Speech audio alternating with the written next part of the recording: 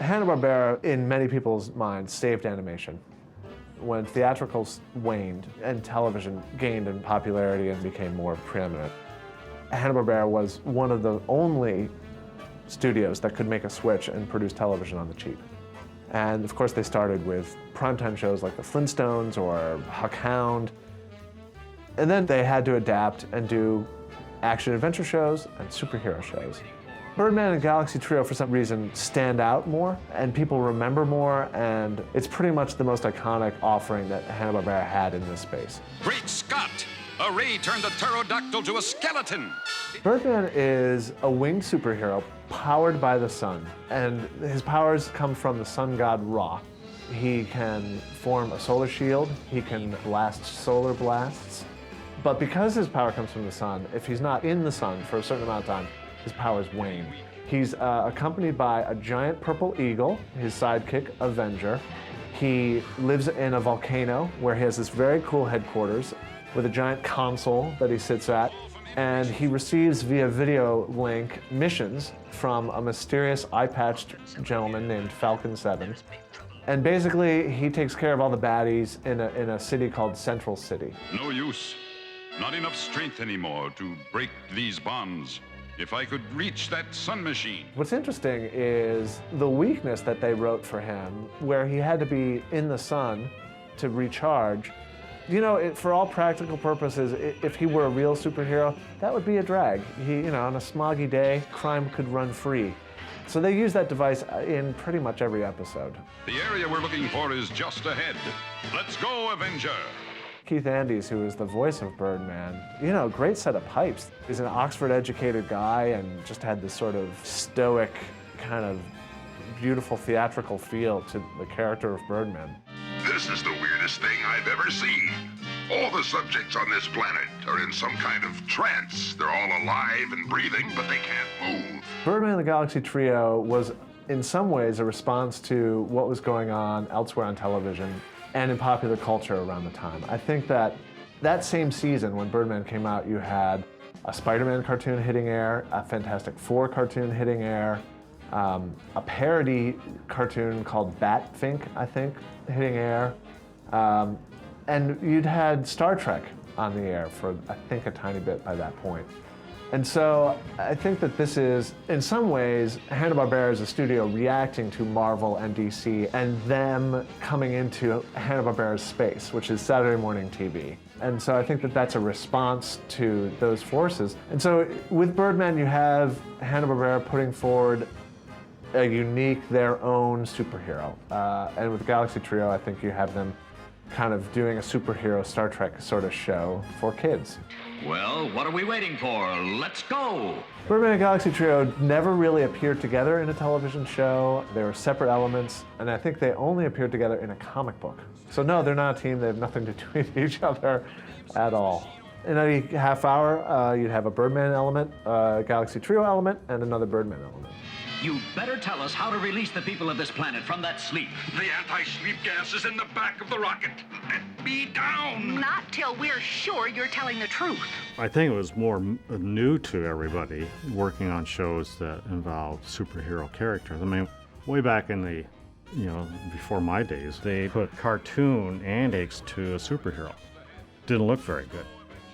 So there was a different way of doing things. So at that point when Hanna-Barbera started doing these superheroes, we were always trying not to animate in the cartoon vein as you were trained to, and keep it more simplistic so that it didn't look like a cartoon per se, a funny cartoon, because superheroes don't do the funny squash and stretch and get bashed and the head falls off and things of this nature, at that time.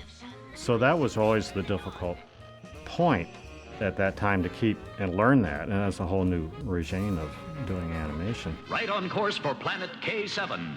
Full power ahead. I was just starting out in the business. I'd only been probably painting backgrounds for Hanna-Barbera maybe 2.5 years. I worked on the Galaxy Trio, and it was an outer space adventure. They would go on to different planets and things, and it was pretty successful. Let's go! What we did then was basically we were handed a pencil drawing of a landscape. It didn't necessarily have to be a landscape. It could have been outer space. It could have been an interior shot of a spaceship or an interior shot of a building structure.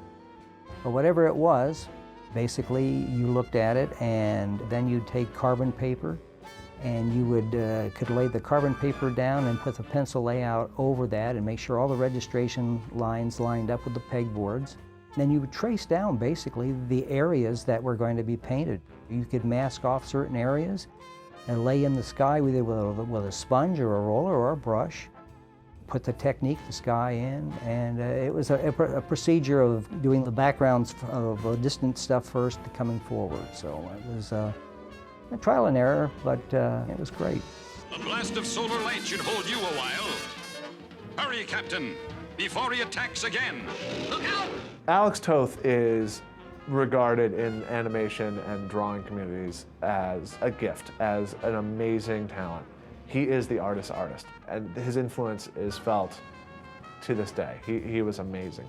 He drew for DC during the golden age years of The Flash and Green Lantern and all that, and then finally found himself at Hanna-Barbera, where he worked on Johnny Quest, he did Space Ghost designs, he did the Birdman designs, the Galaxy Trio designs. Basically, it's a lot of what he's remembered for. That gas vapor has put my friends into a trance. I'd better get them back to Condor 1 and revive them. As you see, he has all these great instructions. He was extremely detailed, and he forged the show out of the model sheets. Basically, everything about the show that you need to know, and even more than that, is in these model sheets. A lot of the stuff that he did on the model sheets never even makes it to the actual 7-minute cartoon because he got so detailed about it. And these are, by any measure, are just gorgeous pieces of work. His design sense was phenomenal. Weirdly, he could just inject so much emotion into these characters with how he designed them. People today working in the industry still feel sort of humbled by this man's work. Look at this is great. Note, no bare flesh showing. Eliminate chainmail detail, except in close-up held art. Detail is shown here to indicate which areas are, parentheses, gunmetal gray, male. All other areas are armor. 6.5 to 7 feet tall. Wears belt from scene 20 to scene 102. Portable weather control belt. I mean, whoo! There's our answer.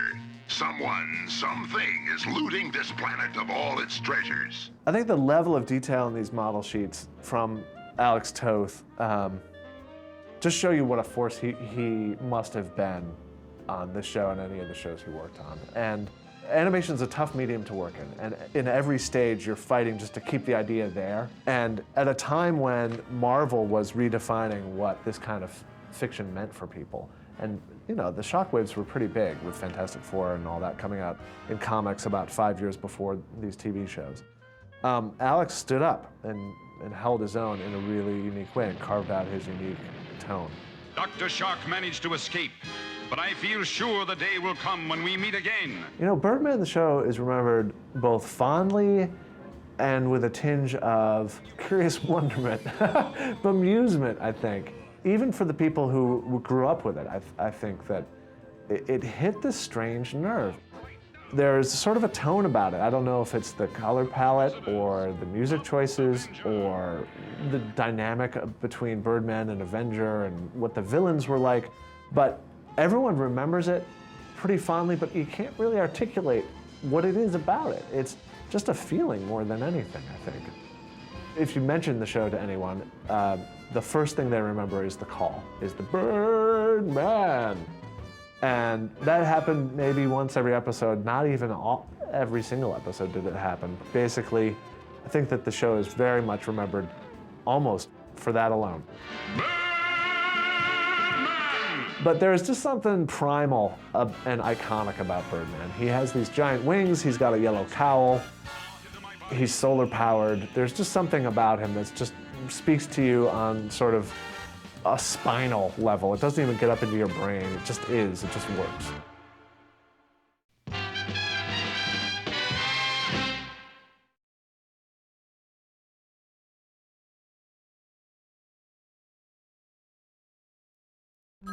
Boyle residence. Harry Boyle speaking. Wait till your father gets home on DVD. You've cut your hair. Inside is a crew-cut capitalist just itching to get out. You work for the man. I'm not a worker, Pop. I'm a thinker. But you haven't given up. We're all throwing off the yoke of materialism. I don't think I'm gonna like this. On Peace. Now all the rotten counties stay on that side. This side is America. Love. I've been a good mother. I did everything the magazines told me. And Dear Old Dad. What's your planet, Pop?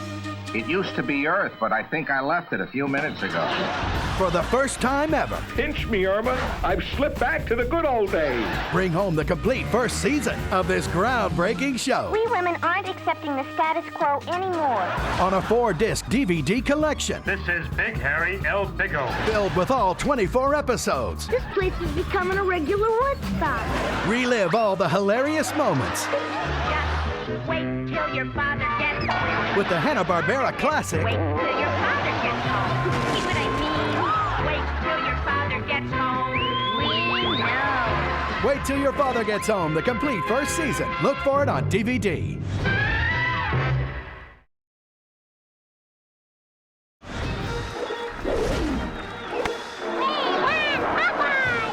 Max Fleischer's Popeye the Sailor Volume 1. Sailing onto DVD for the very first time. Now, ladies and gentlemen, the treat you've all been waiting for. The unforgettable hero you loved growing up finally returns. Some fun, eh, kid? Now you can enjoy the mighty mariner with an appetite for adventure as he pursues his love.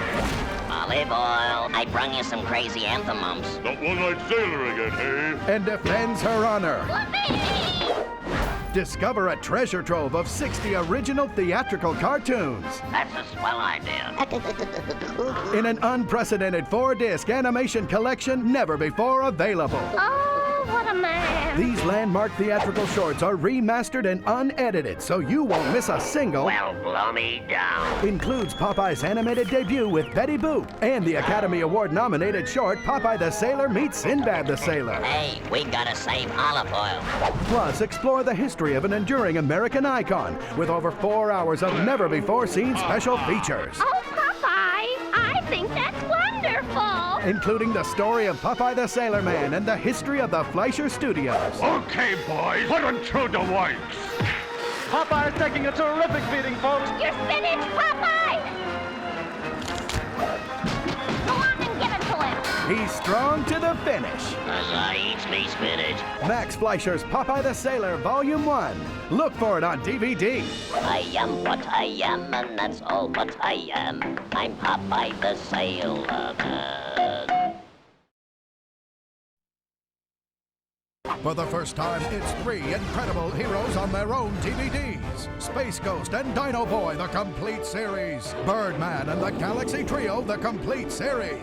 And Tex Avery's Droopy, the complete theatrical collection. Hello, Joe. He's faster than a speeding bullet, stronger than a bull. He's on his own 2-disc DVD. Get all 24 original theatrical shorts by Tex Avery of this little hero in hound's clothing. Okie dokie. It's Tex Avery's Droopy, the complete theatrical collection. It's the most high-tech hero around. Space Ghost, the fastest draw in the universe. Get all of Space Ghost's adventures on 2 discs with 24 episodes of intergalactic heroics. I hope this isn't too hot to handle. Plus, go back in time with Dino Boy and Dog. It's Space Ghost and Dino Boy on DVD. Blur speed ahead. It's Birdman and Galaxy Trio. I wonder. That's right, 20 episodes on 2 discs of the universe's most sought-after heroes. I'm going to tear you to pieces, Birdman. We've got company. It's the Galaxy Trio using their superhuman powers to keep space safe. Get Birdman and Galaxy Trio on DVD. Look for these heroes on DVD and save the world, 1 episode at a time. Get ready, because there's a whole lot of hero time coming with the Ben 10 DVD. Fire up the complete first season of the hit animated series and take on all of the alien adventures. Plus, with bonus features like how to draw your favorite character, behind-the-scenes interviews, and a sneak peek at the upcoming season of Ben 10, there's plenty to choose from. Get the Ben 10 Season 1 DVD in stores now.